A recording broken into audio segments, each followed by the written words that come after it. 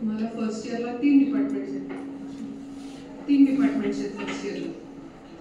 संहिता डिपार्टमेंट आहे, शारीरिक रचना डिपार्टमेंट आहे आणि शारीरिक क्रिया डिपार्टमेंट आहे. बरोबर. शारीरिक रचना म्हणजे अनाटॉमी, शारीरिक क्रिया म्हणजे फिजिओलॉजी आणि संहिता डिपार्टमेंट म्हणजे बेसिक प्रिन्सिपल्स ऑफ आयुर्वेद, असं त्याचं नामकरण इंग्लिशमध्ये एक्सप्लेनेशन करते. त्याच्यामधले संहिता डिपार्टमेंट जे आहे बेसिक प्रिन्सिपल्स ऑफ आयुर्वेद त्यामध्ये मी प्रोफेसर म्हणून कार्यरत आहे. आणि मी आज तुम्हाला माझ्या डिपार्टमेंटमध्ये 3 विषय येतात. एक संहिता अध्ययन 1 म्हणजे तुमच्यासाठी फर्स्ट इयरला संहिता अध्ययन 1 पदार्थ विज्ञान आणि संस्कृत. आधी संस्कृत आणि आयुर्वेद इतिहास असा तो विषय आहे. आधी आयुर्वेद इतिहास हा वेगळा सब्जेक्ट होता. म्हणजे फर्स्ट इयरला माझ्या डिपार्टमेंटचे 4 विषय होते. बरोबर आहे. पण आता ते क्लब केले, संस्कृत आणि आयुर्वेद इतिहास एकत्र केले. आयुर्वेद इतिहास 20 मार्कांवर. आणि सेकंड इयरला पण आपण भेटणार. म्हणजे जेव्हा तुम्ही पास व्हाल तर तुम्हाला 3 वर्ष आहेत ना, आपण 3ही वर्ष भेटत राहणार. म्हणजे माझं डिपार्टमेंट आणि तुम्ही. तर संहिता अध्ययन 2 आणि संहिता अध्ययन 3 थर्ड इयरला, संहिता अध्ययन 2 सेकंड इयरला, संहिता अध्ययन 1 फर्स्ट इयरला, असं फर्स्ट सेकंड थर्ड इयरपर्यंत आपण राहणार आहे. ठीक आहे. तर आता माझ्या डिपार्टमेंटमध्ये 3 विषय आहेत. मी जसं सांगितलं, संस्कृत आणि आयुर्वेद इतिहास, पदार्थ विज्ञान आणि संहिता अध्ययन 1. तो संहिता अध्ययन 1 तो सिलेबस काय आहे हे मुलांना माहिती पाहिजे म्हणून मी ते देते. सिलेबसची PDF, प्रत्येक सिलेबसची PDF तुम्हाला NCISNच्या वेबसाईटवर मिळेल. ती तुम्ही डाउनलोड केली पाहिजे.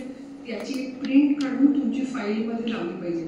कारण का त्यामध्ये सगळ्यात मोस्ट इम्पॉर्टंट श्लोक कुठचे आहेत, क्वेश्चन पेपरचं पॅटर्न कसं आहे, प्रत्येक लेसनला किती पर्सेंटेज आहे, त्या लेसनवर किती क्वेश्चन्स येऊ शकतात, कुठच्या टाईपचे, short note, long questions, MCQ, हे सगळं त्याच्यामध्ये दिलेलं आहे. जे आत्ता मी एक्सप्लेन करणार आहोत. पण हे सगळं एक्सप्लेन केलेलं वर्षभर तर लक्षात नाही राहणार. त्यामुळे तुमच्याकडे तुम्ही प्रत्येक धडा जेव्हा तुम्ही अध्याय शिकाल तर त्या अध्यायाच्या वर ह्या अध्यायावर MCQ इतक्या मार्कांना, LAQ इतक्या मार्कांना, SAQ इतक्या मार्कांना, हे मी माझ्या आधीच्या बॅचला सांगितलेलं आहे. त्यांनी मार्क पण केले. तसं तुम्ही पण करणं अपेक्षित आहे. आणि हे मोस्ट इम्पॉर्टंट श्लोक तिकडे मार्क पण करायचे श्लोकांना. म्हणजे मस्ट टू नो. तुम्हाला वायवामध्ये हे श्लोक विचारणारच आहे. हे सगळं तुम्हाला सिलेबसमधनं कळणार आहे. आता एक जिस्ट तुम्हाला सांगणार आहे. फक्त काय काय आहे पूर्ण एवढं सांगत बसणं तुम्ही वाचायला लागेल त्याच्यासाठी. ठीक आहे. म्हणजे सिलेबस इज व्हेरी इम्पॉर्टंट. आधीपर्यंत तुम्हाला असं नव्हतं, टेक्स्टबुकमध्ये बघितलं तरी होऊन जायचं. आता त्याचे परत ब्रेकअप्स आहेत म्हणून तुम्हाला हे माहिती हवं. आपण आता सुरू करू. नो युअर सिलेबस संहिता अध्ययन 1. आता हे कोणी ठरवलं सिलेबस ठरवणारी कुठची बॉडी आहे तर national commission for Indian system of medicine, new Delhi. बरोबर आहे. तर त्यांचं ब्रीद वाक्य काय आहे, शास्त्रम ज्योती प्रकाशार्थम दर्शनम बुद्धिरात्मनः ताभ्याम विषकसुयुक्ताभ्याम चिकित्सानं अपराध्यती. ह्या 4 मधलं पहिलंच वाक्य हे महत्वाचं आहे तुमच्या दृष्टीने. पुढचं वाक्य तुम्ही जसं जसं पुढे शिकत जाल ते कळेल. तर ते काय सांगतंय, शास्त्रम ज्योती प्रकाशार्थम दर्शनम बुद्धिरात्मनः. शास्त्र कसं आहे, ज्योतीप्रमाणे. आणि काय करतं, बुद्धी जी आहे ही डोळ्यांसारखी आहे. तुम्हाला खूप व्यवस्थित डोळे असले पण अंधाऱ्या खोलीत गेल्यावर काही दिसणार आहे का, नाही. तिथे दिवा लावला की खोलीमधलं सगळं दिसणार आहे. तसंच तो दिवा म्हणजे शास्त्राचं ज्ञान आहे. बरोबर आहे. म्हणजे आता फॉर एक्झाम्पल तुम्हाला संस्कृत समजतंय तर व्हॉट इज युअर नेम हे संस्कृतमध्ये तुम्ही आज बोलू शकता कारण का शिकलाय. गेल्या वर्षी बोलू शकत होतात का, नाही. जेव्हा शिकला नव्हता तेव्हा मग हे कसं कळलं तुम्हाला व्हॉट इज युअर नेम म्हणायचं, बिकॉज यू लर्न इट. म्हणजे करेक्ट.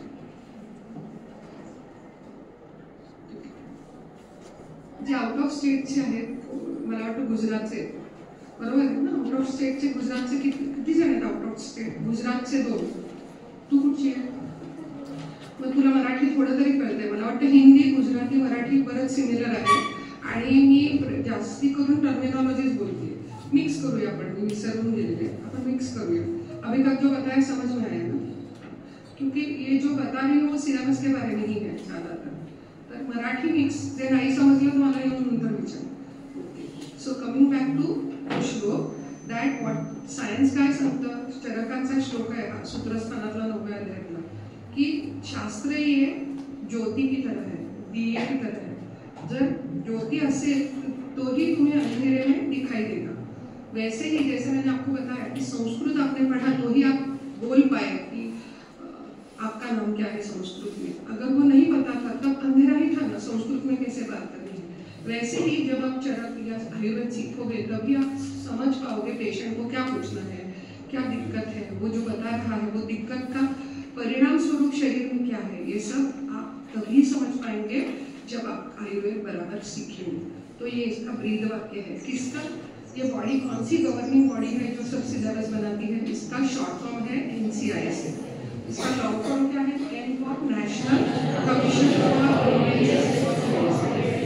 पूरे आपके अभी 1.5 साल का फर्स्ट ईयर, 1.5 साल का सेकेंड, 1.5 साल का थर्ड ईयर, जैसे 4.5 साल का आपका कोर्स है। इसके बाद 1 साल का इंटर्नशिप है। ये सब का जो फॉर्मेटिंग है ये NCIS बनाती है। ये आपके लिए नया है, इसीलिए बहुत बेसिक लेवल का भी बता रही हूँ। इसके ऊपर जाएंगे तो समझेगा नहीं इसे। अब जैसे ये बहुत इंपॉर्टेंट है, आपको ये सब्जेक्ट का नाम याद रखना, क्योंकि ये सब्जेक्ट में 2 टेक्स्ट बुक्स या 2 संहिताएं हैं। अष्टांगहृदय है सूत्रस्थान और चरक सूत्रस्थान है। चरक संहिता सूत्रस्थान 1 से 12 हम देखेंगे आगे भी। तो पर इसका ये टॉपिक ये पेपर में आप ऐसा नहीं लिख सकते। अष्टांग का पेपर है, चरक का पेपर है, आपको लिखना है पेपर नेम ऑफ पेपर संहिता अध्ययन। बहुत बार गलती में फास्ट लिखने के चक्कर में लोग चरक लिखते हैं, अष्टांगहृदय लिखते हैं। तो आपने लिखना है संहिता अध्ययन 1, बिकॉज ऑफ फर्स्ट ईयर में है तो अध्ययन 1। अब इसका कोड क्या है? AY यानी आयुर्वेद, बराबर। AY है UG यानी अंडर ग्रेजुएट, आपको AY UG और SA1 जो है, बराबर। Study of Ayurveda classical text. प्रामुख्य से आयुर्वेदा के बेसिक 3 बृहत्तरीय क्लासिकल टेक्स्ट है, आपको सबको पता होगा, बहुत बार सुना होगा। चरक, सुश्रुत, वाग्भट सुना है ना। तो उसमें से वाग्भट का अष्टांगहृदय और चरक ये दोनों आपको बेसिक सूत्रस्थान के कुछ अध्याय आपको अध्ययन के लिए है। ये मैंने अभी ही बताया। कोड क्या है? फर्स्ट प्रोफेशनल आयुर्वेदाचार्य, ये आपका ईयर का नाम है, फर्स्ट प्रोफेशनल। अब हम देखेंगे कि इसके अंदर आपको कितने आवर्स ऑफ टीचिंग है। मतलब total number of hours of teaching 400 hours आप पूरे 1.5 साल में ये सब्जेक्ट के बारे में पढ़ेंगे। मध्ये मध्ये मराठी बोलणार आहे, थोडं मला पण कम्फर्टेबल वाटेल। लेक्चर आवर्स जे आहेत आणि non lecture activities. Lecture hours आणि नॉन लेक्चर ऍक्टिव्हिटीज म्हणजे काय? आता मी जे तुमचं घेते that is a lecture where I am the speaker and you are the listener and you will understand and then we probably will interact. आणि non lecture hour म्हणजे काय? All the practicals that you done. म्हणजे तुम्हाला non lecture activity म्हणजे जे practicals तुम्ही लॅबमध्ये कराल किंवा एकमेकांबरोबर इंटरॅक्ट कराल, कोणाचा तरी क्वेश्चन घ्याल किंवा तुम्हाला काही जर्नल्स असतील त्याच्यामध्ये फिल कराल, that will be all non lecture activities. तर लेक्चर ऍक्टिव्हिटीज आपल्याला 140 आवर्स इन 1.5 वर्ष असे आहेत आणि नॉन लेक्चर ऍक्टिव्हिटीज 260 म्हणजे ऑलमोस्ट डबल आहेत नॉन लेक्चर ऍक्टिव्हिटीज। का नॉन लेक्चर ऍक्टिव्हिटीज जास्त दिले? नॉन लेक्चर ऍक्टिव्हिटीज जास्त देण्याचं कारण आहे non lecture activities focus on the implementation of the science. म्हणजे तुम्ही जे शिकलाय ते तुम्ही कसं इम्प्लिमेंट कराल। फॉर एक्झाम्पल तुम्हाला जर आता सकाळी सांगितलं की वात पित्त ह्या 3 दोष शरीरात आहेत, सगळ्यांना माहिती आहे, बरोबर आहे। सकाळी कफाचा काळ आहे, दुपारी पित्ताचा आहे आणि संध्याकाळी वाताचा काळ आहे, हे बेसिक आहे। मग तुम्ही ते how will you analyse it? तर तुम्ही त्यावेळेला एन्व्हायरमेंटमध्ये कसे चेंजेस असतात, तुमच्या शरीरात काय चेंजेस असतात, हे ऑब्झर्वेशन करून त्याचे मार्किंग करणं, that is included in non lecture activity. एकदम बेसिक लेवलचं उदाहरण आहे। तुम्हाला बरंच त्याच्यामध्ये रोगानुत्पादनीय येणार आहे, ऋतुचर्या, दिनचर्या, पण हे अर्ज आता खूप कन्फ्युजिंग होती, त्यामुळे फक्त दोषांच्या संदर्भात सांगितलं। So what we got to know, we have 400 hours of interacting with each other, amongst which 140 hours will be for only lecture, where one person will talk, you will listen, and 260 hours will be of interaction either between the teacher and the student or between the teacher, the students themselves, or with the patient and the student, where the patient is going to be questioned by the student. Now we move on to the exam paper and mark distribution. So you just have one paper for Samhita Adhyayan. Now if you will see, आपल्या पदार्थ विज्ञान हा पण एक विषय आहे, तर इथे सगळ्यात जास्त number of teaching hours is 400 संहिता अध्ययनाला, पण इट हॅज जस्ट 100 मार्क्स. म्हणजे मार्कांच्या डिस्ट्रीब्युशन मध्ये 100 मार्क्स आहेत, बाकी सगळ्या विषयांना 200 मार्क आहेत.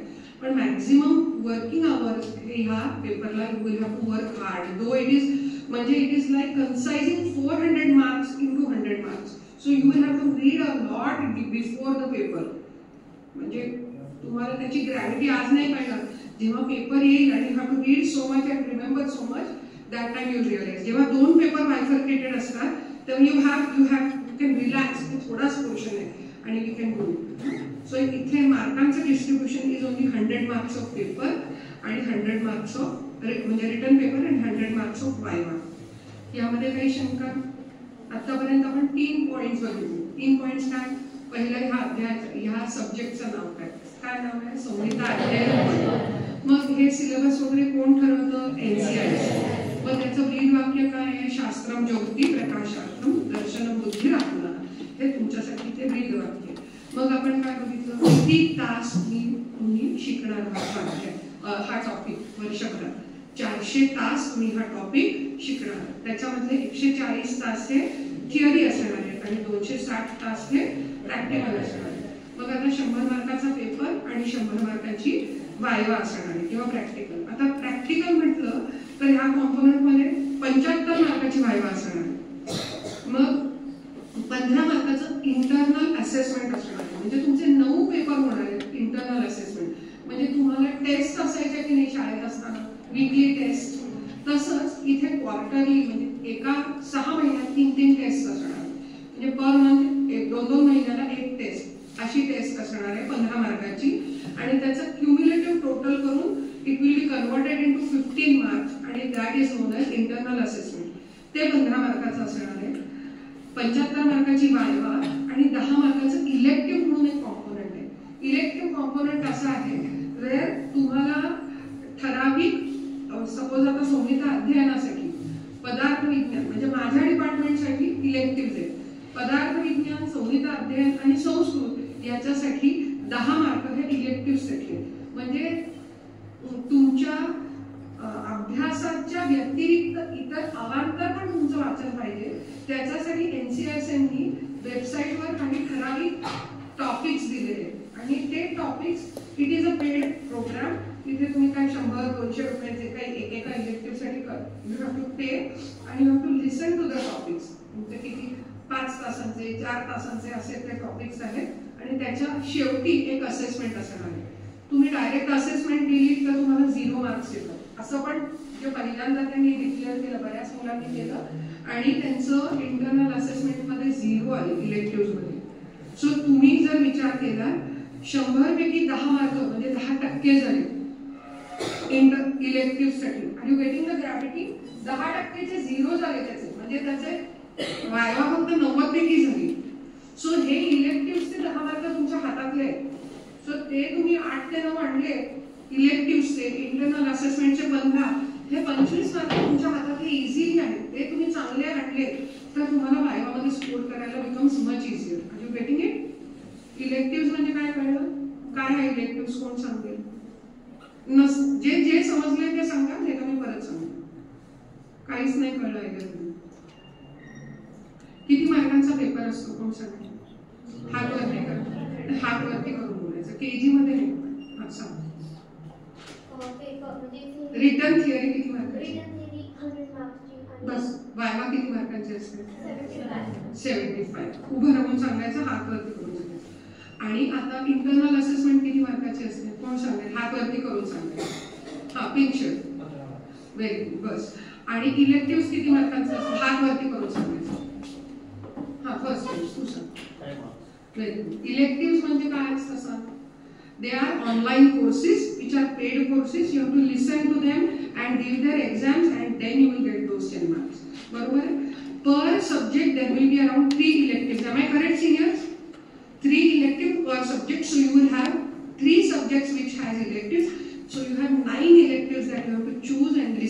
those topics.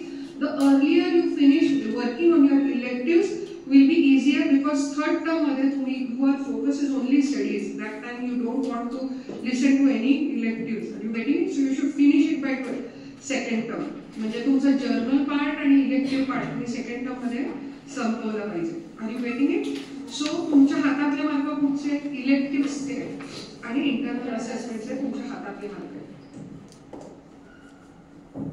अजून एक कॉम्पोनंट महत्त्वाचा आहे जो मी इथे आता टाईप करून नाही आणलाय. हे जे 75 मार्क्स ही वायवा आहे, बरोबर आहे. आता आपण बघितलं 20 मार्क, सॉरी 25 मार्क तुमच्या हातात आहे. अजून एक 10 मार्क एकदम तुमच्या हातातलेच आहे. कुठचे आहेत ते? 10 मार्कांना श्लोक पाठांतर आहे, बरोबर.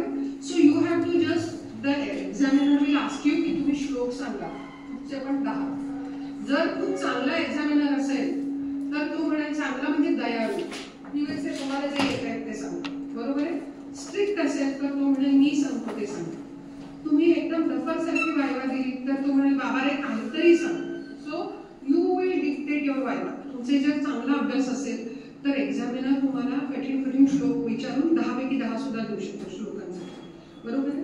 तर तुम्ही बेसिक जे मस्ट टू नो श्लोक आहेत तर ते तुम्हाला आलेच पाहिजेत आणि त्या अध्यायांना ते श्लोक पाठ केले पाहिजे आणि ते मार्क तुम्हाला मिळतील. म्हणजे किती हातात आले तुमच्या मार्क?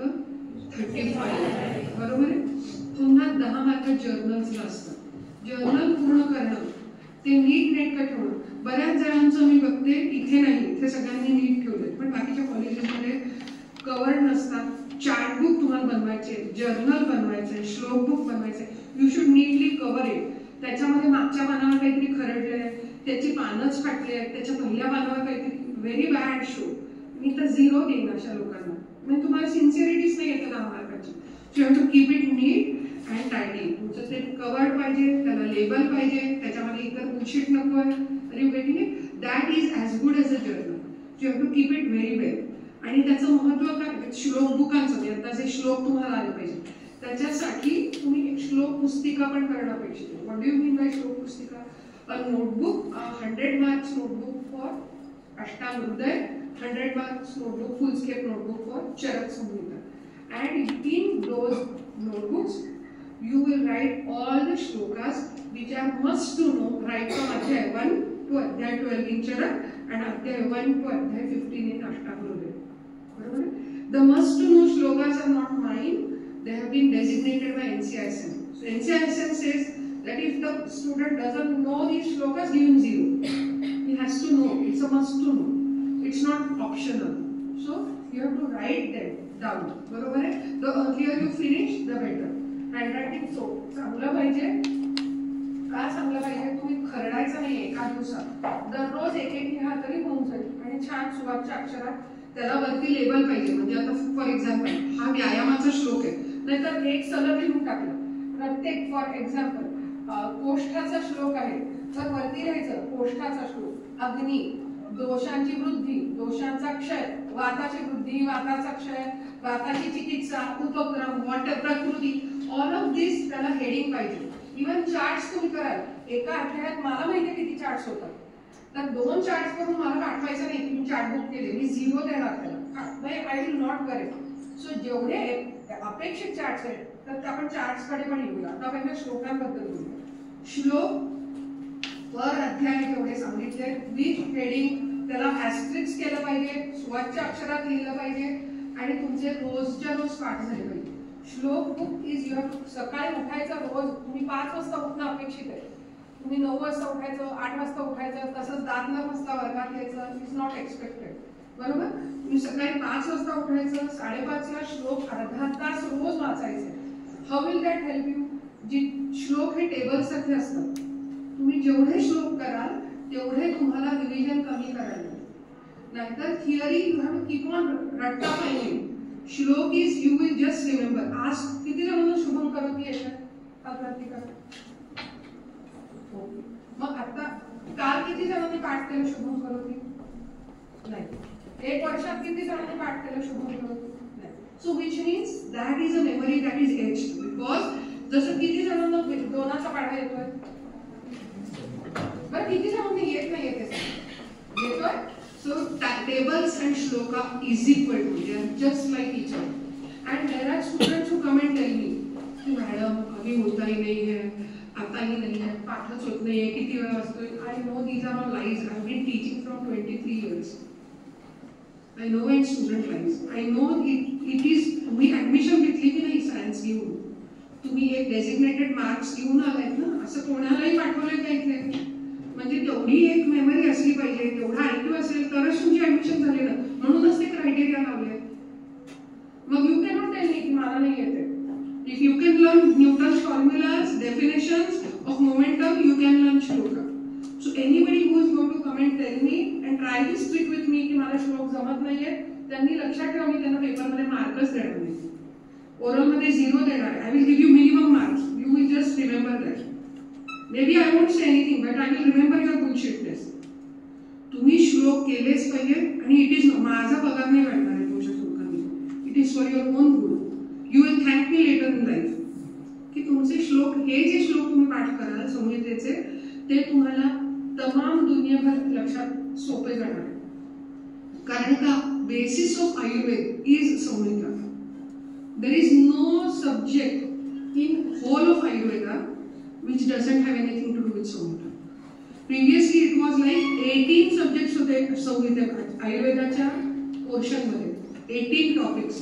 त्याच्यामधले 1/3 was taken by 18 होते का 6 were taken by संहिता डिपार्टमेंट. म्हणजे 1/3 of the burden of Ayurveda is taken by संहिता department in terms of subjects. आणि प्रत्येक सब्जेक्ट मध्ये संहितेचे सगळे श्लोक तुम्हाला अप्लाय करता येणार आहेत. म्हणजे फॉर एक्झाम्पल तुम्ही आता जे वाताचे श्लोक कराल ते तुम्हाला क्रियेमध्ये उपयोगी होणार आहे. मग तुम्हाला वाताचे श्लोक मर्म सांगताना सुद्धा उपयोगी होणार आहे किंवा अवयव सांगताना सुद्धा उपयोगी होणार आहे. म्हणजे तुम्हाला लंग्स सांगताना त्यामध्ये कुठचे दोष आहेत किंवा तुम्हाला सेकंड इयरला निदानला उपयोगी होणार आहे किंवा थर्ड इयरला चिकित्सेला उपयोगी होणार आहे किंवा पंचकर्मामध्ये उपयोगी. So there will be no year when you will not be using these same shloks and it will help you. तुमचे मार्क सुद्धा असाच फायदा होतो की पेपर तुम्ही लिहिला, 15 मार्कांचा पेपर लिहिला तर इफ यू बिगिन विथ श्लोक लिहिताना ऍस्ट्रिक्स पाहिजे, मग तो नीट सुवाच्य दिला पाहिजे. मग श्लोकांना पत्ता सुद्धा असतो. म्हणजे फॉर एक्झाम्पल तू कुठे राहते, पूर्ण पत्ता सांग. फॉर एक्झाम्पल तिने एक पत्ता सांगितला, flat number 12 Rajgad society, Rambagh colony, Kothrud, असा जर पत्ता सांगितला. So what does it mean? Flat number 12 Rambagh colony, Kothrud 38. म्हणजे फ्लॅट नंबर आणि सेकंड फ्लोर हे दोन कळलं. तसंच श्लोक कुठे, पत्ता काय आहे श्लोकाचा, माझा आवाज जोरात आहे, पत्ता काय आहे श्लोकाचा हे समजणं का गरजेचं आहे की anybody will be able to go and check whether that shlok is correct. So how will you write? For example, शास्त्रम ज्योति प्रकाशार्थम दर्शनम बुद्धिरात्मम, हा श्लोक आहे. हा जो श्लोक आहे हा, so how will you write it? चरक च you will write, which means denotes चरक. सु म्हणजे चरक नंतर डॉट, मग सु म्हणजे सूत्रस्थान, अध्याय, मग you will write 9, बरोबर. and by you will do slash आणि त्याच्या पुढे लिहिणार 12. कळलं? म्हणजे चरक, सूत्रस्थान, अध्याय 9व्या अध्यायाचा 12वा हा श्लोक आहे. So anybody wants to recheck will be able to go there. तर प्रत्येक श्लोकाचा तुम्हाला पत्ता माहिती पाहिजे. तिथे प्रत्येक श्लोकाचा पत्ता श्लोक मध्ये पण पाहिजे, रेसिटेशनच्या वेळेला पण पाहिजे, बरोबर आहे. कारण का खूप महाभागांना माहिती असतं की श्लोकांचे मार्क आहेत, म्हणजे 15 मार्कांपैकी 2 मार्क हे श्लोकांना, 2 ते 3 मार्क हे श्लोकांना आहेत. तर मग ते स्वतःचे पण श्लोक बनवतात, काहीतरी स्वतःचे बनवतात, संस्कृतची 4-5 वाक्य शब्द टाकतात आणि श्लोक बंद असं करतात. मी एखाद दिवशी वाचून दाखवेन तुमच्याच बॅच मधलं, तेव्हाचं तेव्हा बघू. So you have to know the पत्ता. Are you getting it? Right now coming back to the marks, we have already seen that 25 mark हे तुमच्या हातात आहेत. 15 मार्क इंटरनल असेसमेंटचे, 10 मार्क इलेक्टिव्हचे, त्या आता राहिले 75 पैकी 10 मार्क श्लोक पुस्तिकेचे. श्लोक पुस्तिका नीट नेटकी पाहिजे. श्लोक पुस्तिकेचे नाही आहेत, ते श्लोक रेसिटेशनचे आहेत आणि त्या रेसिटेशन बरोबर श्लोक पुस्तिका पण असते. श्लोक पुस्तिका कशी लिहायची ते सांगितली, चरकाची वेगळी, अष्टांग हृदयाची वेगळी, त्याला हेडिंग पाहिजे, त्याला ऍस्टेरिस्क पाहिजे, सुवाच्य अक्षर पाहिजे, प्रत्येक अध्याय नवीन कागदावर पाहिजे, ती फाटलेल्या घाणेरड्या कागदांवर न्यूज पेपर्सच्या बुक्सवर नकोय. It's your journal in has marks. आणि रोज सकाळी 5:30 वाजता श्लोक वाचायचे, अर्धा तास. जे वाचतायत ते मला कळणार आहेत कारण का त्यांचे पाठ होणार. तुमची ते पुढची साऊथ इंडियन गाणी पण पाठ होतात ना, ओ अंडे बिंडे होतात की नाही, ते तुम्हाला माहिती आहे का त्याचे अर्थ? ओ अंड्याचे काय अर्थ? मग कशी झाली ती पाठ ओ अंडे बिंडे? मुलं इथे स्वतः श्लोकांचा अर्थ माहिती नाही. अरे तुम्हाला अर्थ काय करायचे? पाठ करा म्हणून. जेव्हा तुम्ही शुभम करोती शिकला तेव्हा 2 वर्षाचा होतात ना, तेव्हा काय माहिती होतं शुभ म्हणजे काय? नाही माहिती.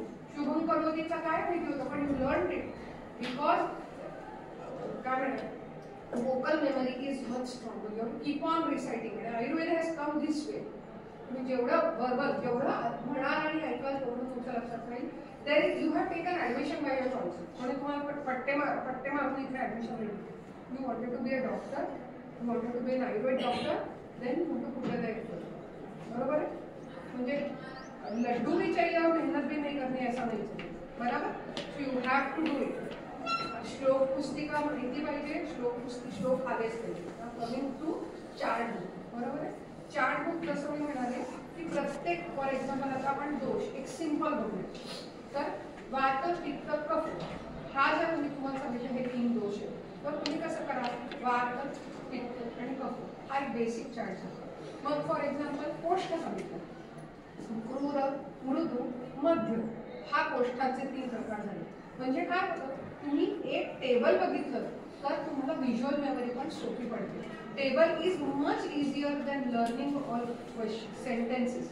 सो जेव्हा तुम्ही पेपर उत्तर द्याल त्याच्यामध्ये श्लोक आणि टेबल्स आणि मग explanation, this helps you gain good mark. म्हणजे आपण म्हणतो पहिला नंबर आणि 30वा नंबर ह्याचा फरक काय? सगळ्यांनी तेच पॉईंट लिहिले. प्रेझेंटेशन ह्याने फरक पडतो आणि पॉइंट्स कलेक्शन ह्याने फरक पडतो. म्हणजे जेव्हा तुम्ही चार्ट्स आणि श्लोक लिहिता त्यांनी तुम्हाला चांगले सगळं लक्षात राहायला मदत होईल. इथपर्यंत कळलं? ह्यामध्ये काही शंका? म्हणजे श्लोक बुक का महत्वाचे, त्याला मार्क आहे, श्लोकांना मार्क आहे, चार्ट बुक का महत्वाची आहे, प्रत्येक अध्यायाचा चार्ट नवीन पेजवर सुरू करायचा, चार्ट्स भरपूर असतात प्रत्येक अध्याय, तुम्हाला ज्याच्यामध्ये बायफर्केट करता येईल ते सगळे चार्ट्स. आणि दिस अप्लाय टू पदार्थ विज्ञान also.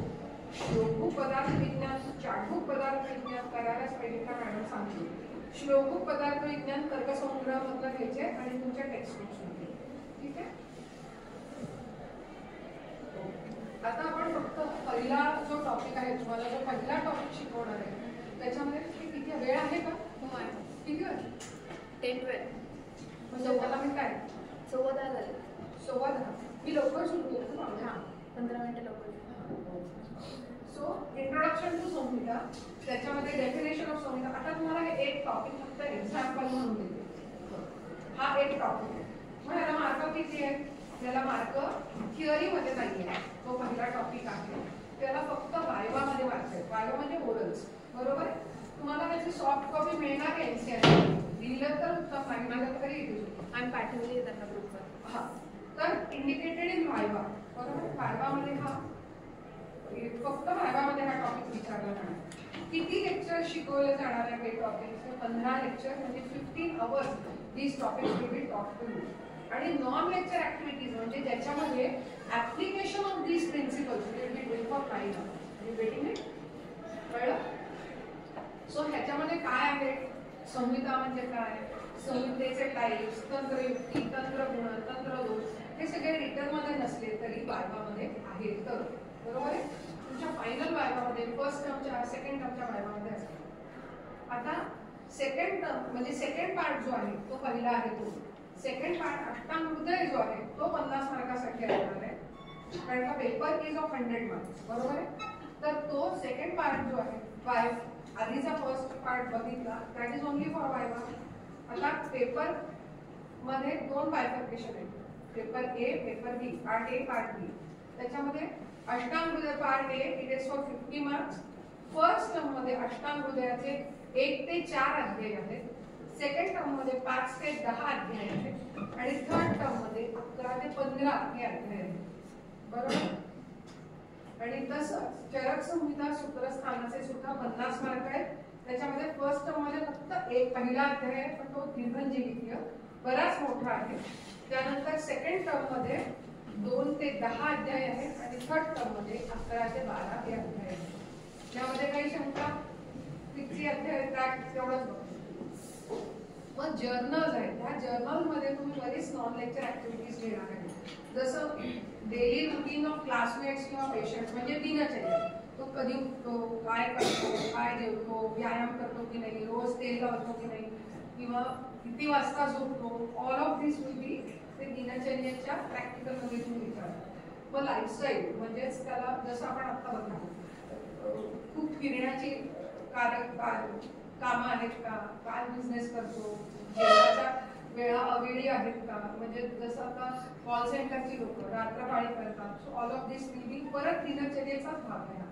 Diet of the patient म्हणजे अध्यशन, अतिरेकी खातो का, कमी खातो का, सारखा डाएटवर असतो का. मग सीझनल चेंजेस मध्ये डाएट चेंज करतो का, म्हणजे थंडीच्या काळात सुद्धा आईस्क्रीम खात असतो का, बरोबर. ऑल ऑफ दिस एक्सरसाइज आणि अदर रुटीन असे बरेच तुम्ही जेव्हा जर्नल करणार तेव्हा प्रत्येक जर्नलच्या टॉपिक बद्दल आपण डिस्कस करणार. नोटबुक, श्लोकबुक मी आता सांगितलं. All important shloka must to know should be written in this. Chart book I have already explain. Notebook म्हणजे ह्याच्या व्यतिरिक्त तुम्हाला काही नोट्स लिहायच्या असतील त्या तुम्ही इथे लिहणं अपेक्षित आहे. टेक्स्टबुक मी प्रत्येकाचे टेक्स्टबुक सुद्धा बघते, कारण का नुसतं इकडे हरिभक्त पारायण सारखं ऐकायचं नाही. मी जे सांगते मी एक एक श्लोक घेऊन शिकवते, तर त्या श्लोकाला अंडरलाईन करायची, हा वर्ड महत्वाचा आहे, या वर्डचा हा अर्थ आहे. म्हणजे जेव्हा मी शिकवलं तेव्हाच्या तेव्हा तुम्ही तिथे लिहिणं अपेक्षित आहे. दुसरं तुमच्या टेक्स्टबुक मध्ये तुम्ही काय लिहिणं अपेक्षित आहे, म्हणजे सपोज हा पेज आहे तर लेफ्ट हँड कॉर्नरला तुम्ही लिहायचंय त्याला एमसीक्यू किती मार्कांचं वेटेज आहे, एमसीक्यू किती आहे, एसएक्यू किती आहे, एलएक्यू किती आहे, आणि मस्ट टू नो कुठचे श्लोक आहे. How will that help you, मी आधीच सांगितलं. हे सगळं तुम्हाला त्या अध्यायाला किती वेटेज द्यायचं आहे वेळेचं, दॅट यू विल अंडरस्टँड. आणि महत्वाचे अध्याय आहेत त्यांना जास्त वेटेज आहे मार्कांचं, आणि it is everything every point will have to know, बरोबर आहे. सेपरेट बुक्स म्हणजे सेपरेट श्लोक book and chart book should be made for Charak and Ashtanga, बरोबर आहे. And it should be covered and त्याला लेबलिंग व्यवस्थित पाहिजे, नीट नेटकं पाहिजे. आता at the end of the academic year तुमचं श्लोक रेसिटेशन कॉम्पिटिशन होतं. ते एनसीआरसीच्या सिलेबसमध्ये ही सगळ्या आता तुमच्या सिनियर बॅचचं shlok recitation competition every person has to take part in it. आणि आयुर्वेदा क्विज होणार, every person has to take part in it. It is an open competition, म्हणजे सगळ्या कॉलेजच्या समोर श्लोक स्पीकिंग, श्लोक रेसिटेशन आणि आयुर्वेदा क्विज हे सगळ्या कॉलेज समोर फर्स्ट इयरचं होतं. तुमचं सुद्धा होणार तुमच्या युनिव्हर्सिटी, बरोबर आहे. ज्याच्यामध्ये स्टुडंटची असेसमेंट केली जाते आणि त्याला मार्क दिले जातात. आता मार्क डिस्ट्रीब्युशन आपण ऑलरेडी बघितलंय की पेपर 1 एकच पेपर असतो. थिअरी आहे 100 मार्क, प्रॅक्टिकल वायवा 75 मार्काची, इलेक्टिव्ह 10 मार्काचे, इंटरनल असेसमेंट 15 मार्काची, असे टोटल 100 मार्क्स फॉर वायवा आणि 100 + 100 असं 200 हे त्याचं ब्रेकअप आहे. मग आता फर्स्ट टर्म मध्ये 3 पिरियॉडिकल असेसमेंट, इथे 3 PA फर्स्ट 3 T लिहिलंय की नाही, म्हणजे 3 पिरियॉडिकल असेसमेंट आणि टर्म एंड टेस्ट असं होणार आहे फर्स्ट टर्म मध्ये पहिल्या 6 महिन्यात. सेकंड टर्म मध्ये 3 पिरियॉडिकल आणि सेकंड टर्म एंड टेस्ट, आणि थर्ड टर्म मध्ये 3 पिरियॉडिकल आणि युनिव्हर्सिटी एक्झाम असं असणार. यामध्ये काही शंका? आता पिरियॉडिकल असेसमेंटचं बघा, इथे मार्क दिले 15 mark first periodical test, 15 mark second periodical test आणि 15 मार्क थर्ड पिरियॉडिकल टेस्ट. या सगळ्यांचं ऍव्हरेज काढलं जातं. Again it is converted to 15 marks. Term test is converted into, म्हणजे तुम्हाला 100 पैकी 10 मार्क मिळाले किंवा 50 मार्क मिळाले, तर 50 मार्क कन्वर्टेड इनटू 15 मार्क्स. आणि मग इंटरनल असेसमेंटचे 15, टर्म टेस्टचे 15, असे 15 + 15 त्याचं पुन्हा ऍव्हरेज काढलं जातं आणि ते फर्स्ट टर्मची असेसमेंट म्हणून पुढे पाठवलं जातं. म्हणजे तुम्हाला नाही कळलं तरी चालेल, माहिती म्हणून सांगतो. क्वेश्चनचा लेआउट कसा असतो, मल्टिपल चॉईस क्वेश्चन असतात, 20 मार्काचे मल्टिपल चॉईस क्वेश्चन आहेत. 20 मार्काला 20 ते 25 मिनिटं मिळतात. तो मल्टिपल चॉईस MCQचा क्वेश्चन आन्सर शीट ही अर्ध्या तासाने घेतली जाते, बरोबर आहे. आणि मग तुम्ही LAQ आणि SAQ लिहिता. 20 मार्कांचा 20 प्रश्न टोटल असतात. शॉर्ट आन्सर क्वेश्चन्स किंवा SAQ जे आहेत ते 8 असतात. 5 मार्क पर क्वेश्चन आणि 40 मार्काचे टोटल आहेत. लॉंग आन्सर क्वेश्चन याला 4 मार्क मिळतात. 4 क्वेश्चन आहेत आणि 10 मार्कांचा एक क्वेश्चन असे 40 मार्काचे 100 मार्क्सचे क्वेश्चन पेपर आहे, बरोबर आहे. आता आपण हे जे इंट्रोडक्शन टू संहिता MCQ SAQ LAQ छोटं आहे बघा, मग दिसतंय का लांबून बघा, त्याला काहीच नाही, it is only in viva. मग आता दुसरं जे आहे हे तुम्ही त्याच्यामध्ये बघा तर तुम्हाला लक्षात येईल. हे तुम्हाला मी मगाशी सांगितलं, ते नाही बघितलं तरी चालेल, दिसत नाही म्हणून. ह्याच्यामध्ये फक्त पुढच्या टर्म मध्ये पुढच्या अध्याय आहे ते दिले, तर ते तुम्हाला नाही बघितलं तरी चालेल. सो थँक्यू सिलेबस डिस्कशन बद्दल एवढंच पुरेसं होतं. आता तुम्हाला ह्याच्यामध्ये काय शंका असतील तर यू कॅन आस्क आणि वी विल डिस्कस. बंद केलं